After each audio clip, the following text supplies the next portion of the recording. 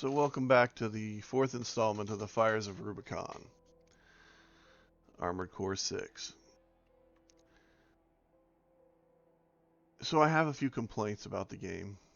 This is the final video in the series. I'm not going to show me playing it, most likely anymore on the channel, unless I film something that I just think is absolutely amazing that I think you should see because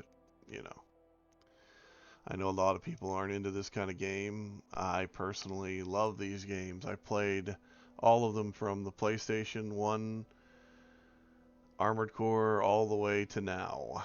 I have played every variant from every type of console that they've came out with, from PlayStation 1, 2 to Xbox 360 to PC versions, anything that I could lay my hands on. I love these games. Um, Not because they're all good. In fact, some few of them have been kind of crap at various points in their career in manufacturing these games, because these are a manufactured product. As you can see, currently I am sitting on version 20, uh, regulation version 101. I am registered online. I have played about an hour and 20 minutes into this game so that I can give you a brief overview of it. The first three videos is my gameplay footage, some brief commentary in the game.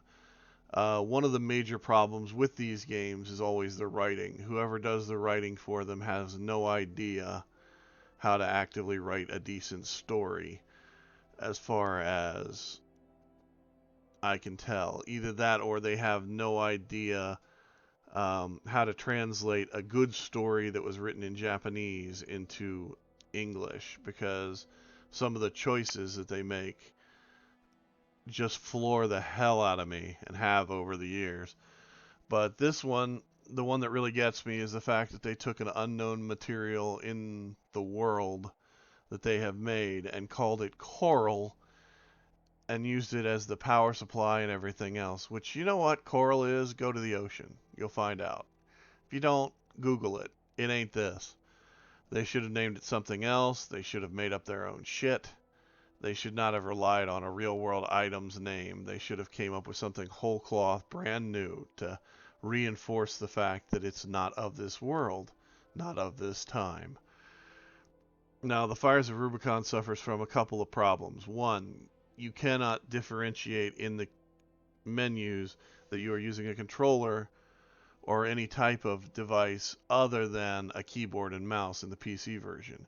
On the consoles, that is not a problem because it is bound to the controller that it is set up with, which I think is kind of hilarious, because that option in coding is roughly 6 to 8 lines, could be added at any point in the future. I'm just letting you know, in this particular version, at this particular time, it is not there. Being able to do that is a usability thing for players, people like myself. You see, I'm actually um, handicapped, so I use a controller for most things. I have limited dexterity with my hands based on a neurologic injury. Basically, I hurt my back and my hands don't work as well as they used to. And I'm getting older, which means my hands wouldn't work as well as they used to begin with. So, the problem with this, not being able to configure it, not being able to change it, really bothers me from a user's point of view. Um, from a game point of view, this thing is beautiful. They've done some cutscenes that are wonderful. The integration is great. Terrain is done well. Destructive environment pieces are there and are awesome that they're there. And you learn about them right off the bat. You learn in that first pit that you drop into, the debris that's there, you can blow it up and destroy it if you use your blades. You can do whatever you want to. The older games rewarded you for searching and going off their path or looking at their world really well by hiding AC parts, Armored Core parts, in the maps. I don't know if this one does that. I have not really investigated a lot of the terrain areas. I played it for about an hour and 20 something minutes. All the footage that you have for the first 3 videos, that's all that's required. That's all that I've played through it at this point. If anything, I have played through the point where you would end a good preview copy or um, trial version that may come out later on Steam, as Bandai is known to do those kind of things. One of the things that this game gives you is really fine control over the ability to color, modify, and tag your unit in the game to make it look like it's yours by adding decals, uh, really finite control. Armored Core's always been good at that after, I want to say, the second version of it came out. I think around Pandora's whenever they started really focusing on that, because they realized people were going to fight these things against each other in more than one-on-one competitions. Um, it's a good game. It's not a great game. By all means, it is not the best version of this game they could have put out. It has its issues. The fact that whenever you're going through the training areas and it's only giving you information as though you were using the as though you were using the keyboard and mouse and not giving you any reference to a controller option, is problematic on a game that doesn't allow you to differentiate between a controller and a keyboard. If you had that differentiation, then the tutorial could be written in such a way that it would allow you to use whatever components you were playing with. That being said, it is not a horrible game. It is horribly balanced for the opening sequence. That helicopter that they put you up against should probably be the first boss in the first real mission you get after you get your license and after you get through a couple training things on the world, because they don't give you any training really on how to use the gear that you have until you get into the mercenary pit at Allmind.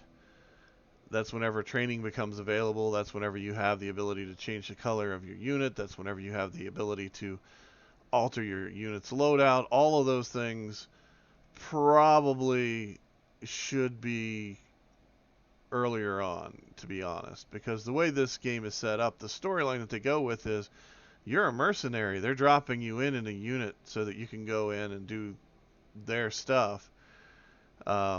You would think that you'd have been trained before you got here. You should have been. It's kind of like sending somebody that just signed up for the army and putting them in a uniform and throwing them out on the front line. The only people that ever did that was the Russians in World War II, because they viewed people as being disposable. If you don't believe me, watch Enemy at the Gate. It's a really good story, and it's fairly accurate from what I understand.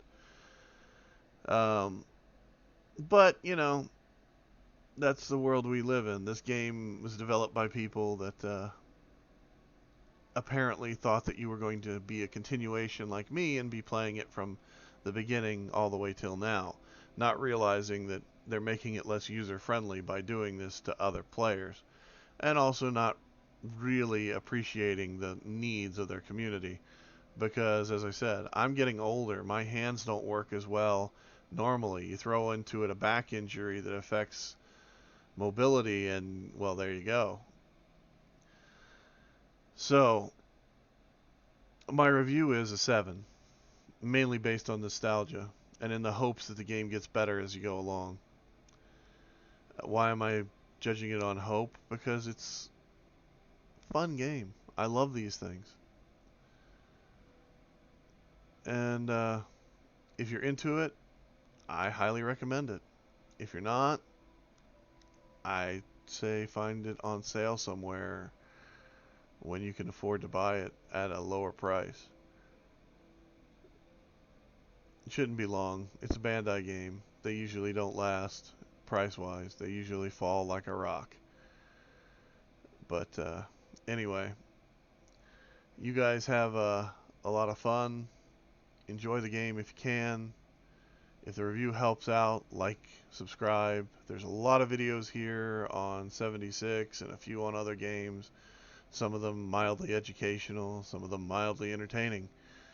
Most of them just here for you to check out.